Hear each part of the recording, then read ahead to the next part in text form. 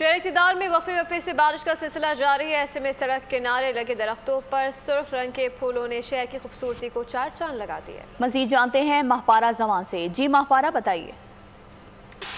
आज बिल्कुल शहर इक़्तिदार में वक्फे से बारिश का जो सिलसिला है वो जारी है। शहरी जो है वो बड़ी तादाद में बारिश को एंजॉय कर रहे हैं, दफातर जाते हुए एंजॉय कर रहे हैं, और जिन लोगों को आज छुट्टी है वो आज छुट्टी को इसमें बड़ा एंजॉय कर रहे हैं। और शहर इक़्तिदार में 27 और 28 को जो बारिश का सिलसिला जारी रहने का बताया गया था, और आज जो है वो हल्की हल्की बारिश जारी है। और अभी भी इस वक्त भी हम मौसम को एंजॉय कर रहे हैं खूब।